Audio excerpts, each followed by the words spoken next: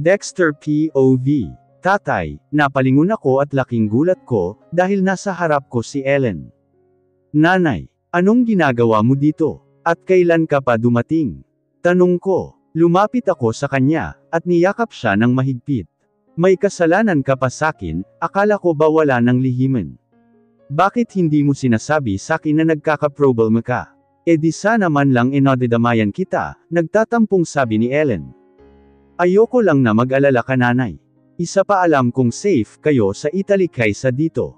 Lalo pa ngayon na wala kaming mahanap na ebidensya, na ang pamilya ni Julia ang may kagagawa ng pagkamatay ng pasyente, paliwanag ko. E anong aksyon ang ginawa ng pamilya ng namatay? Magdedemanda ba o papayag sa settlement? Tanong ni Ellen. Hanggang ngayon ay nakikipag-meeting ako sa pamilya ng namatay. Malaki ang hinihiling nilang danyos. Kaya ko naman bayaran, kaso hindi ko lang matanggap na mga tauhan ko ang may kasalanan.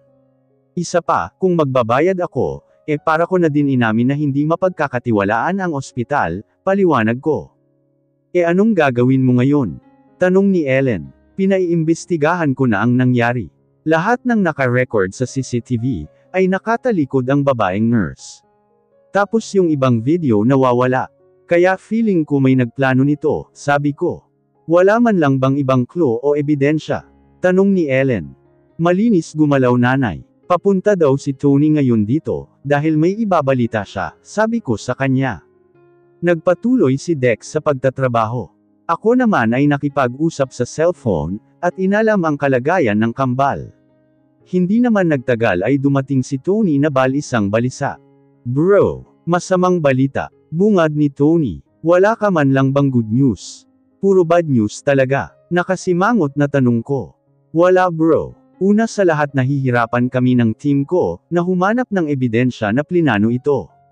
Pangalawa hindi pa din mahanap ang nurse.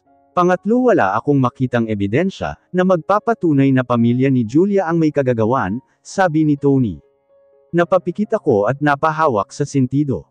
Anong magandang gawin? Tanong ni Ellen. Sa ngayon, tapatin ko kayo, makipag-settle kayo sa pamilya ng biktima, para hindi na masangkot ang ospital sa isang malaking eskandalo, or worst mapasara ito, sabi ni Tony.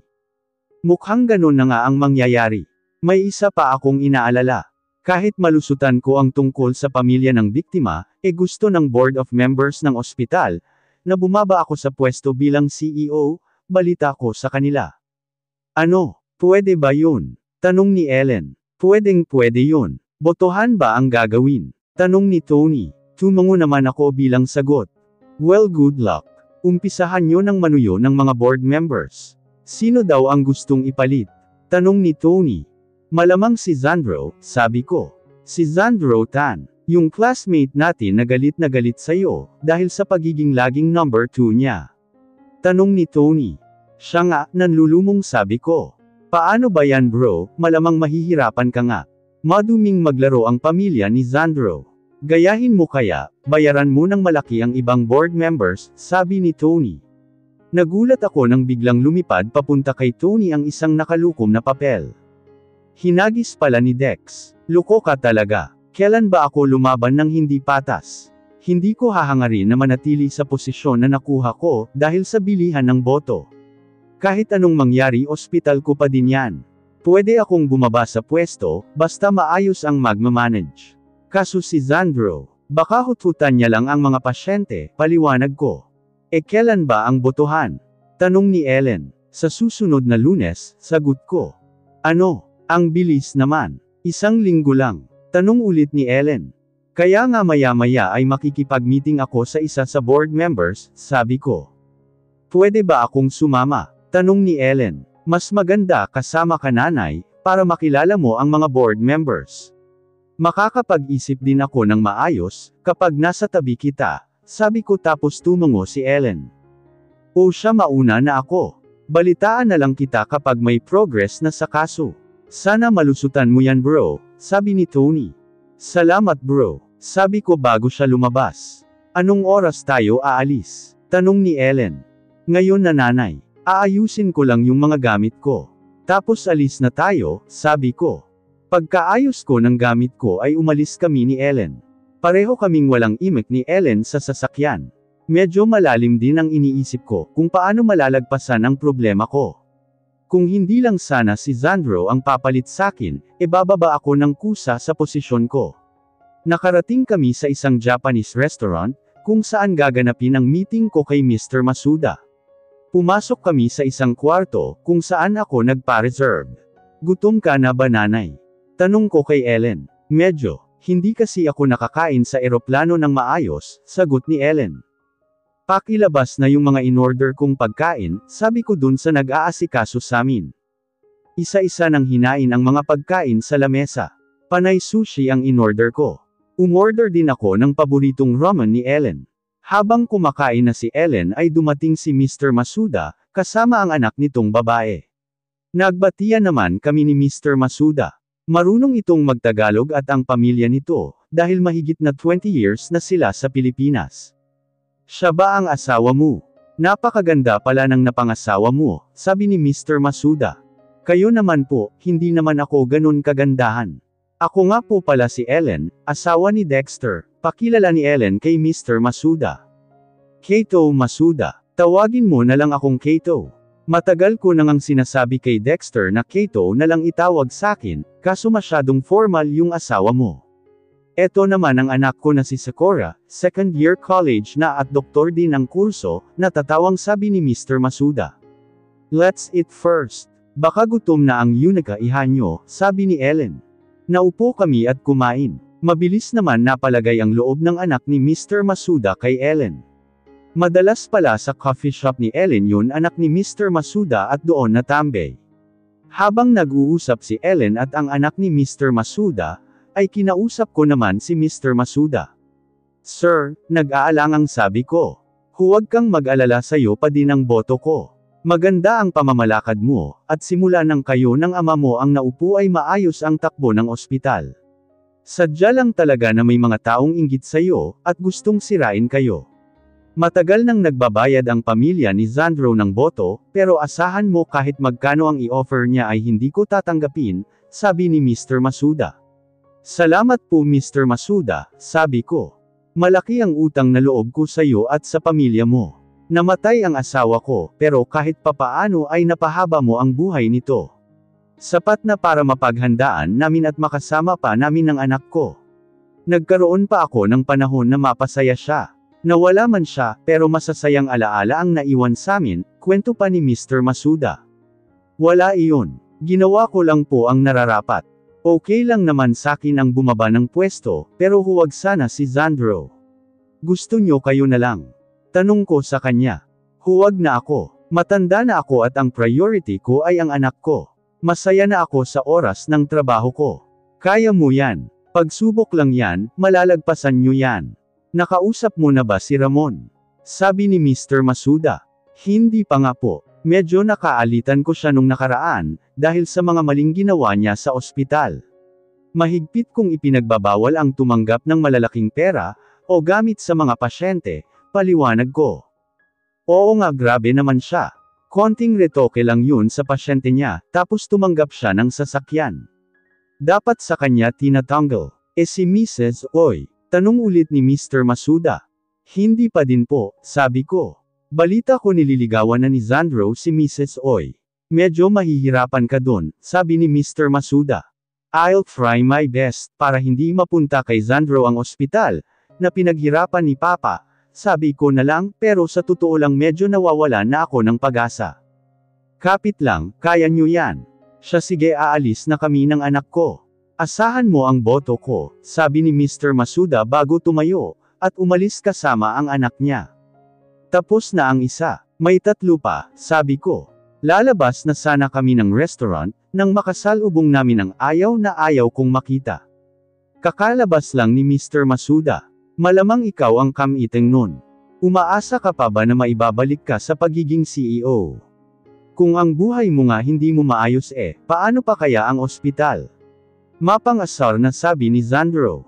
Hindi ko na siya pinansin. Lalabas na sana ako nang magsalita naman si Ellen.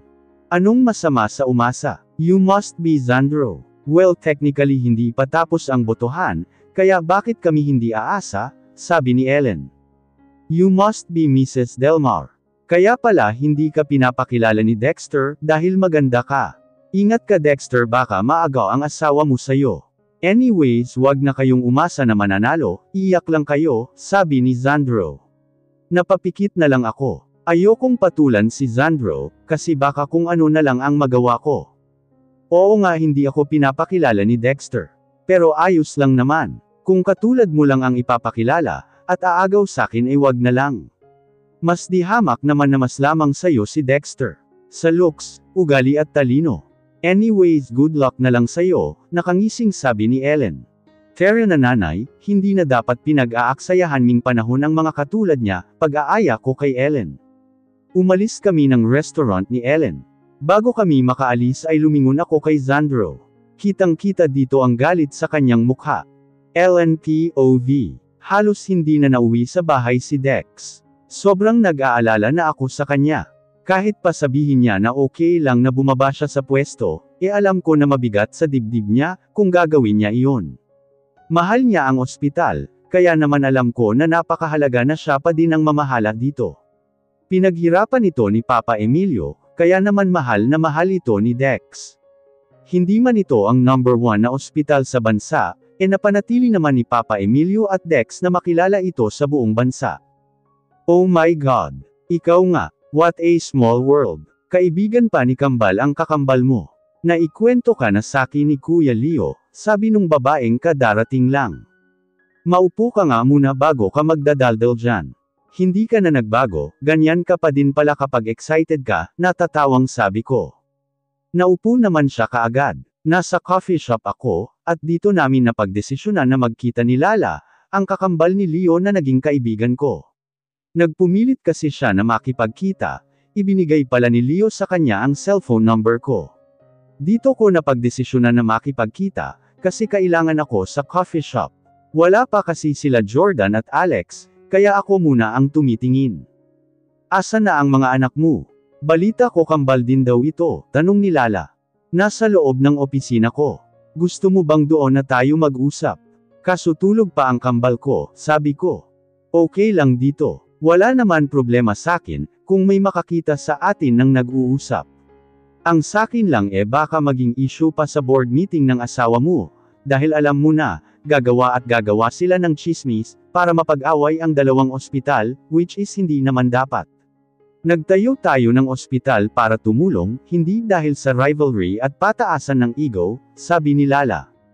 Well, may naisip na ako kapag nagkataon na ganun ang mangyari, ikinwento ko sa kanya ang naisip ko. Wow, ang galing ng naisip mo. Tama yan, don't worry, susuportahan ko kayo. Ang swerte ng asawa mo sa'yo. Sobrang bait mo at mapagmahal na asawa. Hindi mo naman dapat gawin sa asawa mo yan, dahil puro stress lang ang aabutin mo, pero you choose to help him, sabi ni Lala. Maswerte din naman ako sa asawa ko. Ipinaglaban niya ako at tinulungan nung mga panahon, na hindi ko pa kilala sila Daddy at Kuya Daniel. Medyo masama ang naging experience ko, sa kinagisnan kong pamilya, paliwanag ko. Oo, nabalitaan ko na nga yan kay Kuya Leo. Don't worry dahil malaki din naman ang utang na loob ni Kuya sa kuya mo, ay tutulungan namin kayo. Siguro naman na-explain na ni Kuya ang secret nila, kaya may idea ka na kung papaano kanila matutulungan, sabi ni Lala. Oo, nagbibigay na kami ng update ni Leo sa isa't isa. Ayaw ko nang patagilan pa ang paghihirap ng asawa ko. Nag-aalala na ako sa kanya na sobra.